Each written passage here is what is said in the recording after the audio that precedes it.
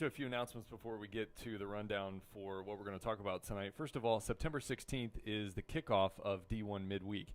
And on September 16th, everything starts at 6:30. So kids ministry will kick back off again September 16th. Teens, which has already been going, will keep going. We're going to have some in-person classes. We're going to have some Zoom classes. And, of course, this will continue. We're calling it a podcast. We're calling it a class. I mean, it's a lot of things. A lot of things is what we're doing. It's a nice little talk between you and I. It is, yeah. And they happen anyway. We might as well just televise it. Yeah. Some of it. Ow. Yes, some of it. Yeah. All right. So that starts September 16th at 6:30. It's D1 Midweek. We're going to kick it off the best we can with as many possibilities as we can. Kind of like a Sunday morning where we have inside, outside, online, inside out. I was trying to think of some more and I couldn't. So anyway. Hey, I did a prayer walk today on the roof of the Decatur Club, and the Decatur Club is downtown Decatur. It's kind of centrally located, and from there you can see ADM and Tate and Lyle. You can see Milliken. You can see the TV towers on South Shores. You can see all kinds of things, and so we were up there for about an hour prayer walking around that roof, asking for revival to fall down on Decatur. And then after we got down from there, I learned that there had been another shooting here in Decatur. Really? Early this morning, like 4 a.m. Wow. Another shooting. I hadn't heard that. Unbelievable. Man. So I don't know about all of you at home or you, Bart. I am not going to stop praying until we see revival in this town. I'm not going to stop praying. And we all need to be joining that in as well. But how you doing today, man? I'm doing well. Are you? It was warm at work today, but I made it through. What do you do for a living, Bart? I am a welder at Caterpillar. Awesome. Yes. You weld those big trucks. I don't weld the big trucks. I weld the small trucks, the 40, 50 ton and the 60, 70 ton, otherwise known as the off-highway trucks. These are the trucks that you could actually drive on the road if you wanted. The big trucks, the 797, if you were to drive that on the streets of Decatur, it would actually crush the piping underneath the ground. They're big trucks. My goodness. All right. They're so no, I have welded on the 100-ton truck. That's the largest one. Well, I've welded on the. I've probably welded on the 240-ton truck a couple of times, not normally. But I work normally on the 40, 50-ton, 60, 70-ton trucks. Man, welding is it's a nice job. I'm blessed to have this job. Yeah. Well, you say you weld on the small. Those don't sound small. Even the small trucks don't sound small. I remember I had a half-ton Chevy pickup one time, and that was heavy. Yes. I think I couldn't tell you how much it weighs. But like I say, the 40-ton truck is a couple of times they've had it in the Razzle Dazzle Good Time Parade here in Decatur. Oh, that sounds like fun. They've actually driven it around, so people ride in the bed of it. Yeah. So it's good. Oh, that's awesome. Hey, if you're watching tonight, go ahead and drop a comment. Let us know what's going on in your world. Let us know if there's a prayer request that we can get to throughout the week. Absolutely love this. Danica Bultice sent me an email today, and I'm totally giving this away. Total spoiler alert. I don't even know if I should say it, but I'll go ahead and say it. There's these window clings that she's going to order. And on them, it has the D1 NAS logo, and then it has a QR code. And underneath that, it says, "Do you need prayer?" And what you do is you see that on a car window. You scan that QR code. It takes you straight to our church's website and Facebook page, and you can submit a prayer request. And one of the pastors, we will receive those. We can respond to them, and we can not only pray for people that way, but we can also introduce people to Jesus in that way. We're ordering a whole bunch of these. We're going to be passing them out. They're going to be on windows, on cars, all over Decatur, all over the state. It's going to be amazing. Another thing, too, is in our app, in the D1 NAS app, if you go to prayer requests and click on it, it'll take you to a email window. You can type in your prayer request and send it. So it's a pretty simple way of sending us not me, but sending you guys the prayer requests somebody might have. Man, that's awesome. That's really awesome. That app is really awesome. If you have not downloaded the D1 NAS app, go ahead and do that tonight before you go to bed. There you can get notifications about stuff coming up, notifications if something is canceled, which these days there are a lot of things that get canceled, and that's just the way it goes. But that keeps you up to date with everything going on. There was one other thing I was going to mention, but I totally forget it. So let's get to what we're going to talk about tonight, which is a continuation of prayer for beginners. And we are going to get to just beginning. Where do I start? This whole thing about prayer, where do I start? Bart, what are some of your earliest memories of praying? Oh. You're like 3, 4, 5 years old? Yeah, you'll ask my wife. You'll find I have very few early memories of anything. Okay.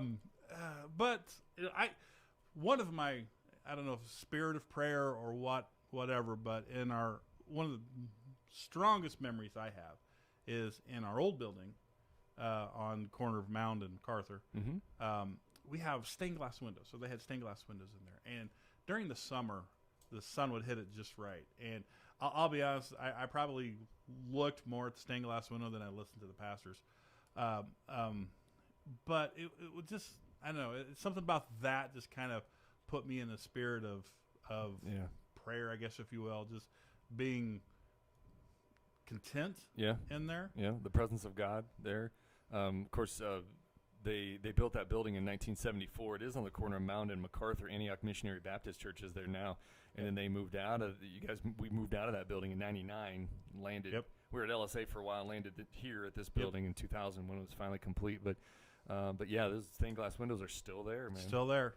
Just drive so past gorgeous. You can see them. I brought some books to show you tonight because, that's what I do.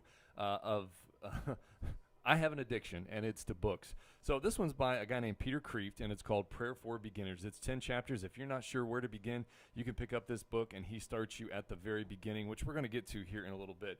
Here is a book by Anthony Bloom called Beginning to Pray, and it's kind of the same idea. And then there's another book called Praying Like Jesus by James Mulholland. He has several books that I've really enjoyed, James Mulholland. He's all into spiritual growth. But what this book is the Lord's Prayer. He breaks down every line of the Lord's Prayer and says, if you don't know where to start in prayers, start in Matthew 6 with the Lord's Prayer, and here's what each of those lines mean, and then you can start to write some different things of what those lines mean from your prayer life. It's really, really good. A lot of people may ask, I want to improve my prayer life. I was talking to a group of pastors one time.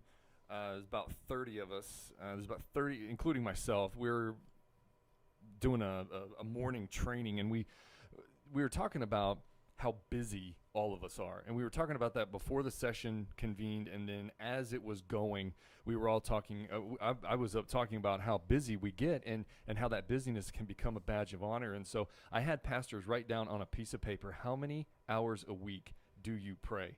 And they put them in the center, and then we collected them, and I opened them up, and I started reading them. And there were some zeros in there, believe it or not. There were some pastors who pray 0 through the week. And then they were, it ran the gamut, from 0 to 20 hours, and 20 hours, I think, is probably a little bit on the high side for a busy pastor. But nevertheless, still much needed. You've got to be able to spend time in prayer. And those are pastors. Now, for casual churchgoers, what do you think the average time of prayer is for an average churchgoer? A day? A day. 30 minutes? 30 minutes or 3? What'd you say? I said 30. 30. So I guess if you get to the end of the day and you Yeah. compile it all. Put it all together. Yeah. 30 minutes? I don't know. I don't. I mean, it's different for everybody. I don't know. I don't have the answer. I wish I had a Barna stat here or something, but I don't. I'm sure there is one out there. we could find that. We definitely could find it. In fact, Bart's going to look for it right now. That's me. And I'm gonna keep talking through this. A lot of people don't know how to pray. They don't know where to start. And so here, we'll give you the first step in starting to pray. And it's this. Ask God to show you how to pray. Now, it's very, very odd first step here because you are praying to God, asking him to show you how to do what you are doing. it's not out of the realm of impossibility. In fact, it's a really, really good place to start. Ask God to show you, teach you how to pray.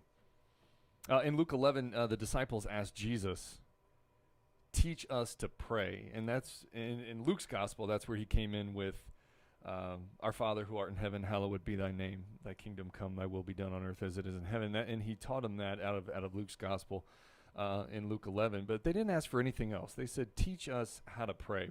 I want to share Romans 8:26 with you as Bart looks for that stat. It says, the Holy Spirit intercedes for you with groans that words cannot express. So even if you don't, you need to be in the presence of God, you need to pray, you sit down or you lay down or you're walking or whatever you're doing, whatever posture you take for prayer, and you need to be talking to God, but you cannot find the words. The Bible says that the Holy Spirit prays for you. It intercedes for you to God when you can't find the words. So where do we start? Ask God how to show us. What'd you find? 30 minutes. 30 minutes. How about that? According to this was 2011. According to Ellis Research for Facts and Trends, found just 16% of pastors are satisfied with their prayer lives. 16% of pastors. 47 are somewhat. 30 are somewhat dissatisfied. 7 are dissatisfied. I'm sorry, that was for the pastor. 30 minutes. 30 minutes a day prayer time for pastors. During that time, a typical pastor spends 12 minutes with prayer requests, 8 in quiet time, 7 giving thanks, 7 more in praises, and 5 confessing sins.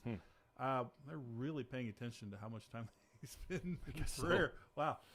But I'm still going to go with 30 minutes. Okay. But there were some other statistics. But, Yeah. So there's that.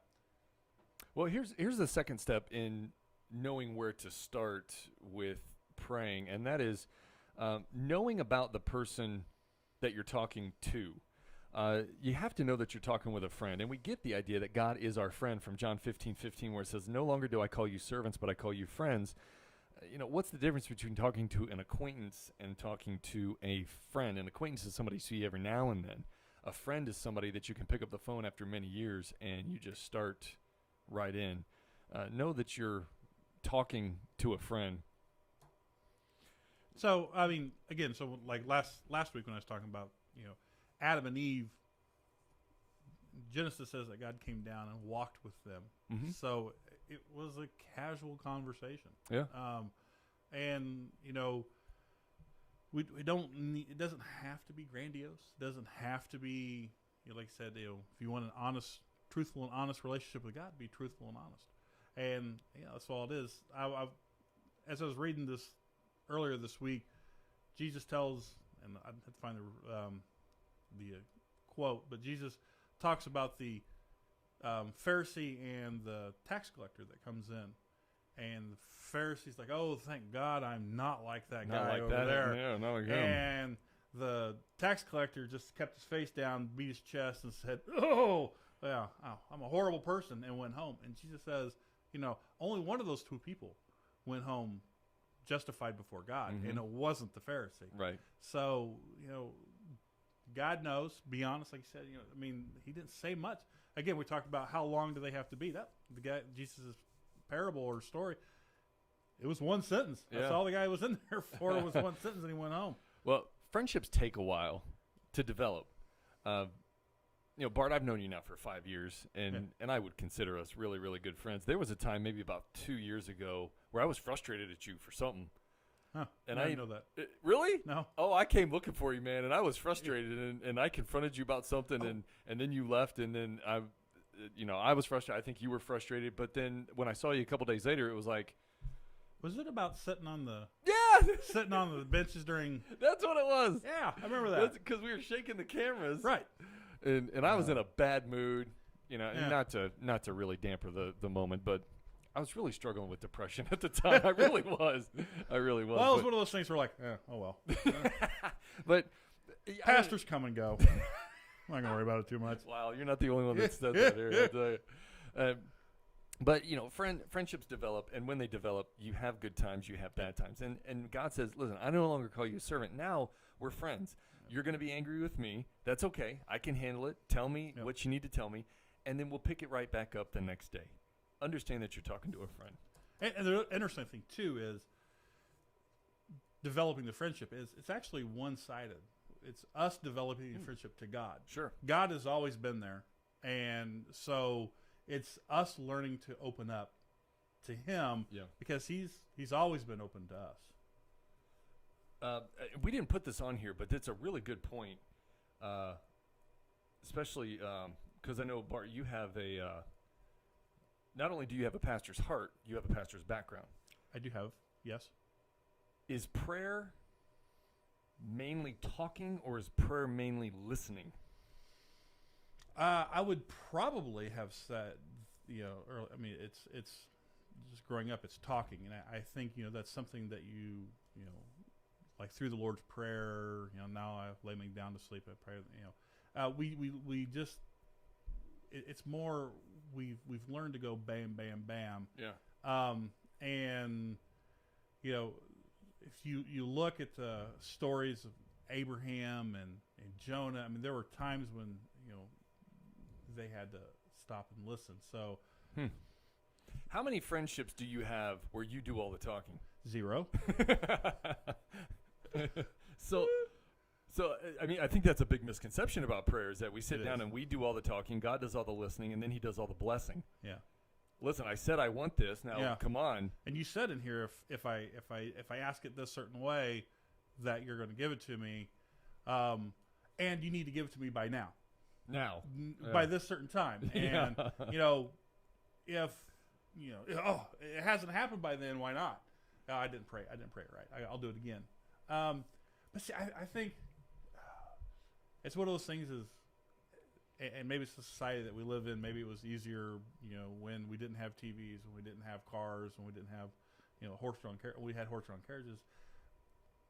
Being quiet is probably a skill that we've lost. Yeah. Stopping and listening to our spouse, stopping and listening to our kids, stopping and listening to God, and you got to set through. There's one place in America, if I could ever get to, it's up north, one of the universities. It's the quietest room. Saw that. Where you can hear your blood pumping through your ears. Yep. And I so want to go there. And my wife thinks I'm crazy. She said, "Oh, people get there in like 5 minutes. They freak out." I said, "Man, I would get in there and they would have to drag me out because it would just be like, there's no noise. Just. Well, your wife is right. Jenny's right. Because people have gone into that room and they have lost their minds. Oh, yeah. They can't be in there very long. Right. Got to get me out because I start going stir crazy. But me, I think I'd be like, my wife's not talking. Wait. Oh, are we recording this? Wow. And I know she's listening because she already texted me. Did she watch it? She is watching somewhere in there. We'll see it pop up maybe. I don't know. She was watching. No, but it's just. But we haven't. We've lost the ability to be silent. Yeah. And I think that is an important part of prayer. Very difficult for us because any free moment that we have, we're on our phones. It's hard, even on Sunday mornings. When pre-COVID, when I get up on the platform and the worship is done and people sit down, I would say maybe 25% of the congregation gets their phone out. Because they cannot sit and listen to something. They have to play on their phone while they listen. They're multitasking. So I have to understand, hey, they're listening. They just can't listen anymore without multitasking. They can't do something without having something on in the background, having white noise. It's just it's the way we're training our brains now. Yeah. That affects our prayer life. Yeah. Big time. And, it affects all parts of our lives. So we all of do a relationship one. I'm sure this will just copy and paste that into a relationship. Yeah. I mean, how many times is your kid standing there talking to you and you're on you're texting like, oops, I'm listening. Yeah, keep going. I'm talking. Oh my goodness. Wow. Yeah, we were having a conversation about something, and somebody said about children not listening, and I told them to do this while they were playing their game. you realize they weren't listening to you; they were playing their game. Yeah. You're going to have to stop and get that attention. Yeah. Wow. Well, number 3. Number 1 is ask God to show you how to pray. Number 2 is know that you're talking to a friend. And I guess 2A onto this is slow down. Slow down and balance the talking and the listening. Yeah. Prayer is talking. Prayer is also listening. Number 3 is praying Bible prayers. I'm hesitant as to whether or not to say this because I don't want anybody to come back later and be like, hey, see? But when I first started preaching 20 years ago, I didn't know how to preach. I'm still learning how to preach. I'm still learning. Amen. See? There we go. No. 20 years ago, I'm standing in front of these youth group kids, and I'm like, I have no idea how to write a sermon. I don't know where to start it. I don't know how to start the writing process. So what I did was I tried to think and remember of sermons that I had heard in the past, write down what I remembered, and then preach that from what I remembered. And that was, I guess, using somebody else's material to try to find your own material. Comedians do this a lot when they start out. Jerry Seinfeld, when he first started out, used to use, what's that one comedian? I don't even, Robert Klein, a comedian that was many decades before Jerry Seinfeld, but he would use Robert Klein's material in order to find his voice and develop his own. So that was a base for developing his own. If you don't know where to start with prayer, then start with the prayers in the Bible. There's so many that are already there. And start in the Psalms. I've written down here, Psalm 23 is a great psalm to start with. Psalm 100. Ephesians 3:14 through 21. That's a prayer that Paul said for the church in Ephesus. There's so many prayers in the Bible that just say them. Just read them, and that will help you find your voice in prayer and develop your own, I don't want to say prayer content, but help you find your voice in prayer. Yeah, well, I mean, so earlier today when I was looking a little bit, I found a website, and they gave lists of prayers that you could give to your children. So Bible verses and prayers. So I mean, it's one of those things that I guess I was going to talk to you about is, I know like in Orthodox or Catholic churches there are set prayers that you pray over and over again. And we memorize Bible verses for specific instances. So I think, would it necessarily be wrong as a, of course, you and I both love basketball and sports, so you learn a skill by repeating the same thing over and over again. Sure. So, there's, a prayer for, peace. You're going to find a Bible verse, and you may pray the same prayer over and over and over again, just because it kind of frees you up. If you're not to the point where you're not thinking about it, but it's ingrained enough in you that it allows the Spirit to then speak to you about it. So we have 15 people online. Oh yeah, yeah. What are they saying? I know they were talking about the sound. Somebody was the sound room. Yeah. Well, so hopefully it's okay. John said it was hard to hear. Audio volume could use a boost. So John, I don't know. My sounds are pretty good here. I'm hoping it's on your side, not mine. All right. Is Mark Crawford still watching? Mark Crawford. I don't know. All right. Hi, Mark, if you're watching. But you had talked about prayer requests. Yep. Yeah, Mark Crawford there. Colbert Hedges had surgery Friday and chemo coming up. So prayers for Colbert Hedges. Okay. I'm still saying it's hard to hear. Well, folks, if it's still hard to hear, give me a text. You can text me specifically at 217-413-0307, and I'll try and get it. I'll try and help a little bit. But anyway, cool. Well, but anyway, so learning certain prayers, Bible verses, to repeat over and over again, learning a skill. Yeah, yeah. So you preach the same sermon over and over again. Learn the skill of preaching. I don't, but there is a template that I like to use in sermon writing. Yeah. So anyway, let's deviate here for just 1 second. We are both big sports fans. We both love the NBA. Favorite basketball player of all time? Larry Bird. Larry Bird. Larry Bird. Best player ever to play basketball. Larry Bird. Yeah. I love the Larry Bird, Michael, Magic Johnson. Yeah. The whole triangle thing. Yeah.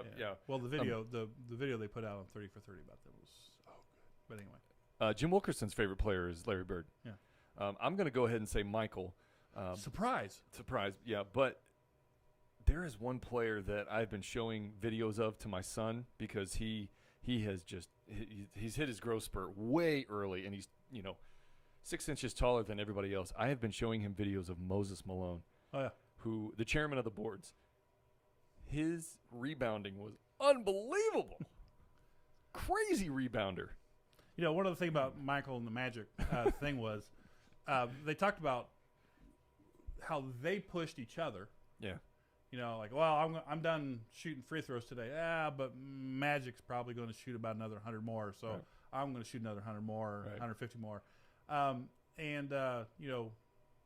So I've probably prayed enough today. Maybe I can do one more prayer. Yeah, I can do one more. Yeah. Yeah. All right, let's get to number 4 here, and then we'll take any comments that people have in there. If you got a comment, go ahead and throw it in there. We can respond to it.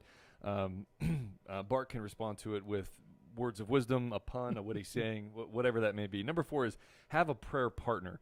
Now, this is something that we're kind of losing touch with also, but at the same time, it's kind of the way the world is going. We can connect through text message. We can connect through all different kinds of ways on Zoom. We can even connect on here.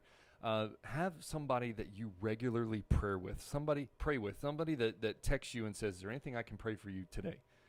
Somebody that you text and say that same exact thing. Somebody that you get together with once a week, once a month, and you guys pray together.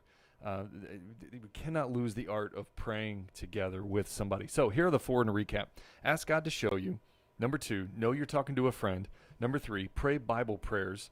2A is balance your talking and listening. And number 4 is have a prayer partner. Well, it's been a good time, Bart. Yeah. One of the things, I guess, I don't know about next week. What is next week's? Next week is where to begin. So we're going to be looking at spots in the Bible where you can dive in. And I know it's something you'd mentioned before. Mm-hmm. Prayer journals. Oh yeah. As a place to help begin. Yep, that's a great one. Do you want to talk about a little bit before we get out of that? It was something that popped in my mind. Yep. This week too. So do you want to talk about that? Journaling is not for everybody. I remember I took one of my master's classes at Olivet when I was getting my MDiv. The professor made us journal, and then we had to turn it in. I enjoyed it. A lot of others in the class hated it because they couldn't do it. They felt like they were rambling on, babbling on, and maybe that was because it was for an assignment. But when you sit down, it really narrows down and focuses in your quiet time. You read from the Word of God. I'll read something in here, and then I'll have my journal with me, and I'm able to write some of the things that God has given me, some of the things He's speaking to me. So I'm talking, but the writing is the listening part, and some of us process better when we're listening and writing at the same time. So yeah, that's really good, and I didn't have that down here, journaling, but that's a really good thing. And they have these really specialized, over-the-top journals now that you can get online. I mean, you can get them customized. You can get your favorite Bible verse on them, get your name on them, get your kids' faces on them. I mean, my name on my journal? Yeah. You can get leather bound. Yeah. You can get Well, I know on Pinterest they have ideas. I pulled that up, and there were ideas for, and it was it was just your notebook. It was just a spiral notebook, but the way they developed, broke it down, different things. And then, for the techie in mind, a guy came across and said you could use different software apps. So for your phone, so there's different ways. Yeah. You might in today's techie world, your thumb's your pen. Absolutely. So and let's plug the YouVersion app. Can we do that? Oh, they have absolutely. They have a pretty awesome platform. Oh, they have a great platform for daily devotionals. The YouVersion app. If you have not downloaded that one yet. There's 2 apps you have to have on your phone. Absolutely have to have on your phone. The YouVersion app and the D1NAS app. Yeah. Those are the 2 you absolutely need to have. I agree. Judy Ward said, praying scriptures helps open my thoughts and brings to mind what I want to tell God. So again, it's one of those times where it's a little bit of listening, even though you're praying the same. You know, it's already written down, so you're not having to put a lot of mental energy into coming up with something. Right. So it helps you get out. Well, I'm going to have to learn this. So I apologize tonight, folks, if the sound was low. I see what my stats are. I will make sure it's better next time. Michelle Schwank does not love journaling, but she does love it when she makes herself do it. Yeah. And I can look back later. Wait, hold on. Let me respond to Michelle's comment real quick, because I know so many people like that. They cannot stand journaling. But one of the benefits of journaling is that you journal now, and then you go back and find that journal 2 or 3 years later, and you see where God has brought you from that time to today. It really is a good way to mark your spiritual journey and your spiritual growth with God by journaling. So, Michelle, kudos to you. Keep going. That's awesome. How about a class on journaling? Oh, that'd be great. Yeah, we can do that. We can take some time next Wednesday night to talk about how to journal, and I can bring some of mine in and show you. I'm not going to read any of them. Yeah. Timothy Brack says, why not just jump up on a stump in the woods with your Bible? Okay. Yeah. Learn and pray. Learn and pray as you go, Tim. I love Tim Brackett. He's so great. Oh, man. All righty. He's wonderful. Hey, thanks.